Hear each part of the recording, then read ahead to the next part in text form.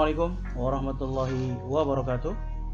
Pada hari ini kita akan bersama-sama membahas tentang paradigma dan landasan teoritis penelitian kualitatif. Baiklah teman-teman semuanya, bicara tentang paradigma, maka apa yang dimaksud dengan paradigma?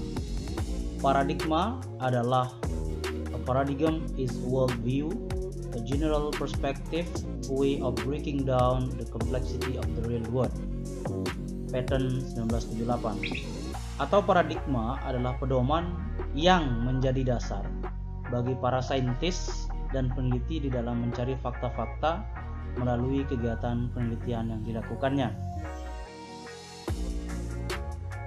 Paradigma sebagai suatu kerangka berpikir yang mendasar dari suatu kelompok saintis atau ilmuwan yang menganut suatu pandangan yang dijadikan landasan untuk mengungkap suatu fenomena dalam rangka mencari fakta. Itu adalah paradigma. Selanjutnya, paradigma penelitian kualitatif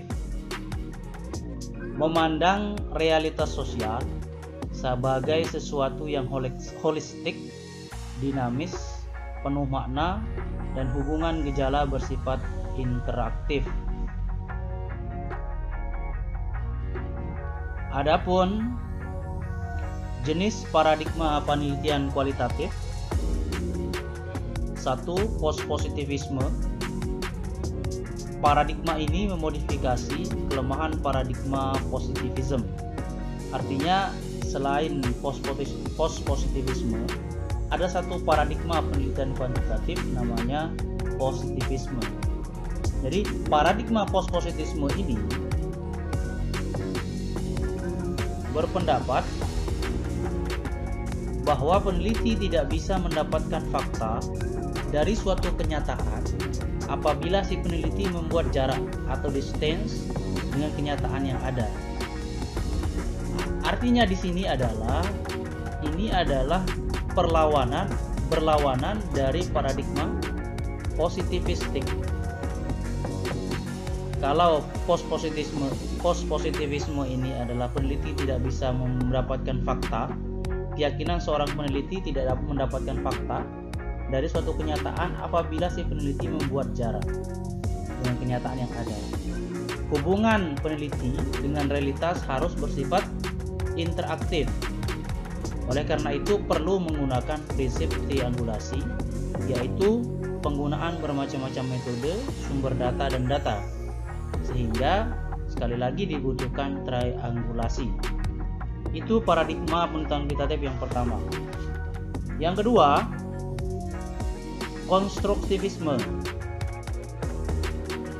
Pengetahuan itu bukan hanya merupakan hasil pengalaman terhadap fakta, tetapi juga merupakan hasil konstruksi pemikiran subjek yang diteliti. Pengenalan manusia terhadap realitas sosial berpusat pada subjek dan bukan pada objek. Hal ini berarti bahwa ilmu pengetahuan bukan hasil pengalaman semata, tetapi merupakan juga hasil konstruksi oleh pemikiran. Itu adalah paradigma konstruktivisme. Yang ketiga adalah critical theory atau teori kritis.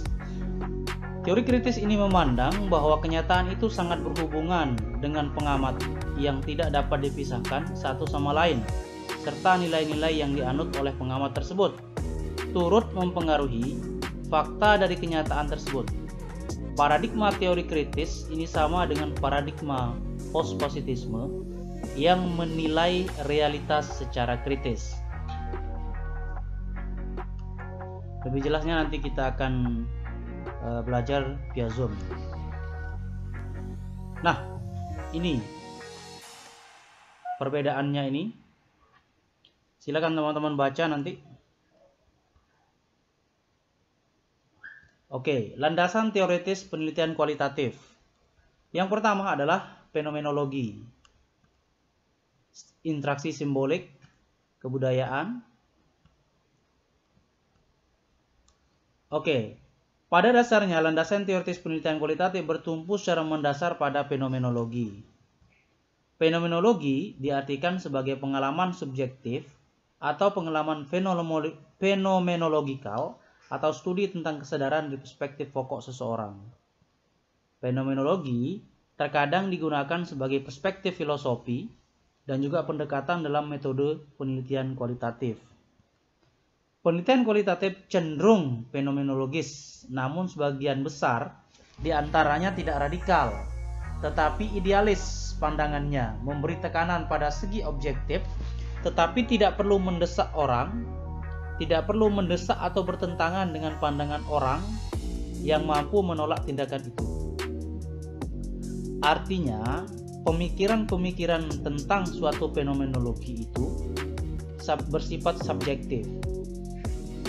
Subjektivitas pandangan tersebut kemudian tidak dianggap sebagai satu hasil pandangan pemikiran yang radikal, artinya tidak bisa dirubah, tetapi perubahan pemaknaan terhadap sebuah persoalan fenomenologis itu berdasarkan pandangan dari seseorang dan boleh bertentangan dengan pandangan orang lain, tentunya melalui informasi-informasi yang alamiah, yang ilmiah.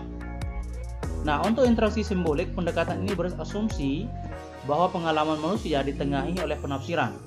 Interaksi simbolik menjadi paradigma konseptual, melebihi dorongan dari alam, sifat pribadi, motivasi yang terdesadari, kebetulan status sosial ekonomi, kewajiban peranan, resep budaya, mekanisme pengawasan masyarakat, atau lingkungan fisik lainnya. Adapun kebudayaan merupakan alat organisatoris atau konseptual untuk menafsirkan data, yang berarti dan yang memberi ciri pada etnografi. Istilah etnografi untuk menunjuk pada setiap penelitian kualitatif dan juga dalam sosiologi.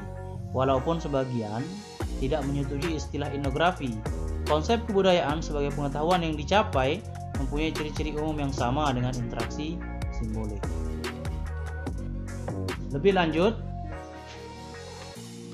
etnometodologi. Etnometodologi bukanlah metode yang digunakan oleh peneliti untuk mengumpulkan data, melainkan menunjuk pada mata pelajaran yang akan diteliti. Etnometodologi itu sendiri adalah studi tentang bagaimana individu menciptakan dan memahami kehidupannya sehari-hari, metodenya untuk mencapai kehidupannya sehari-hari.